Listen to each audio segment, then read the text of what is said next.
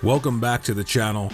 Sony PlayStation games on Steam are now published by PlayStation PC LLC instead of PlayStation Mobile. And if you remember, just last year, Horizon Zero Dawn arrived on Steam in August of 2020, followed by Days Gone in February.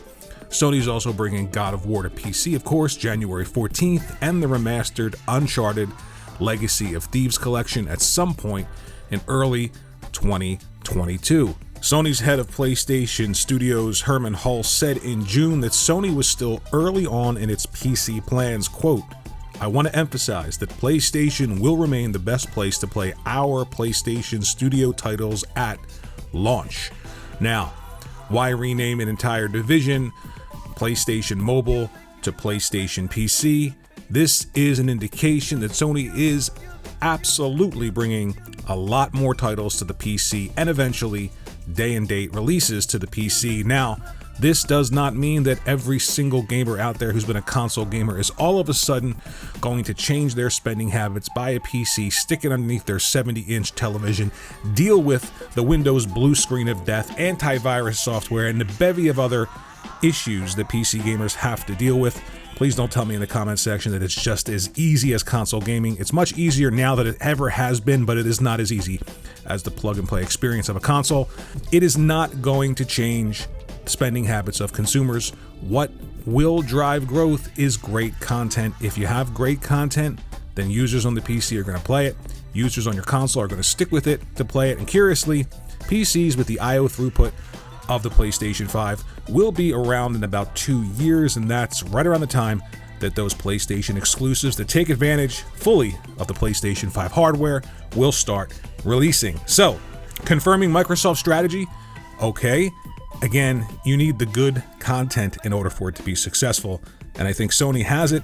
So, renaming the entire division PlayStation PC is definitely an indication that PC is going to be much more of a focal point for Sony going forward in the future. But I don't think there are any meaningful numbers that say everyone who purchases a console is all of a sudden going to become a PC gamer after years and years of being a console gamer. Next up, we're going to talk about Apple Music coming to the PlayStation 5.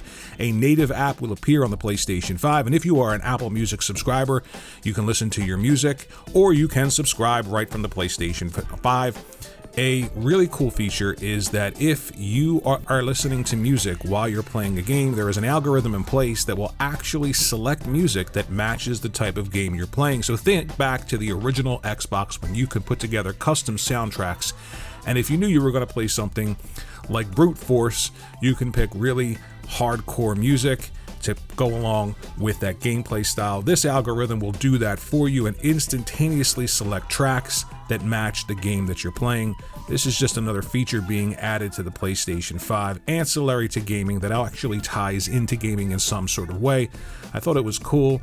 Maybe we'll see a back and forth with Apple Arcade on the PlayStation 5, and maybe, just maybe, there'll be a deal in place to take those PlayStation exclusive games into the hands of mobile gamers everywhere through streaming on Apple devices. Now, there's been some rumblings of PlayStation striking a deal with Netflix, and we really don't have any information as to whether or not that's something in the works. But here we have a large subscription service from a mobile developer like Apple coming to the PlayStation 5, and I think at the very least, there's a relationship here that may lead to something else in the future. Now, I'm not saying that this is absolutely going to happen, but Sony does not have a real presence in mobile like Apple does with the iPhone and the iPad, and allowing games to be streamed through PlayStation Now on all those devices could be another way of Sony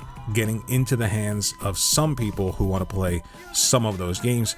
I'm not a big fan of streaming, and again, I don't think the audiences are the same, which is why I don't think games coming to PC are going to sway console gamers one way or the other. There may be some bleed over, but not enough certainly to hurt the console, especially if you have, and this is important, really good content. Next up, we are going to talk about that state of play, and a lot of people are asking why. Why did this state of play need to exist? Why did they show all of these really small titles? They did say they were focusing in on third parties. They did not say that they were small indie titles, but I think, and this is where my opinion comes into this, after Microsoft showed the Halo campaign footage, and they've got Forza Horizon 5 coming, this is the first pivotal holiday season for these consoles, and the only console with two really big pieces of software that are exclusive, that will drive growth, that will drive sales, that may drive growth, that may drive sales of the platform, is Xbox. I don't think Sony likes being in that position. They had to delay Horizon Forbidden West to make sure that it was of the quality that most people expect from Sony first party.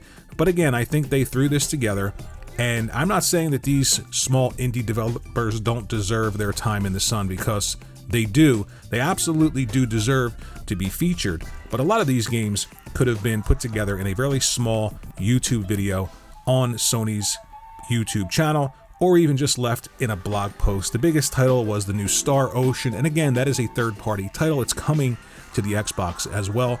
It'll probably skew heavily towards the PlayStation, but I really believe that they needed to get their name out there. They wanted to be in the conversation. They wanted to keep the noise going around PlayStation 5, and it's not like they haven't released great software that's exclusive so far at the beginning of the generation. I think it's an interesting situation for PlayStation and Xbox to be in. On the one hand, you have PlayStation, who launched their platform with exclusive games, and now in the first pivotal holiday season, it's Microsoft that has two pieces of exclusive content to really push that platform out to consumers during this pivotal holiday shopping season. Sony to PC, let me know what you think. Do you think it's going to happen more and more and sooner? Apple Music to PlayStation 5, and State of Snooze happening simply because of Halo and Forza Horizon 5 at the end of the year. Thanks for watching this video. Think about sharing it out on your favorite social media platform of choice. Maybe even subscribe to the channel. At the very least, hit that like button. It helps me grow the channel. Let me know what you think in the comment section below about everything we discussed here today, and I will see you in the next video.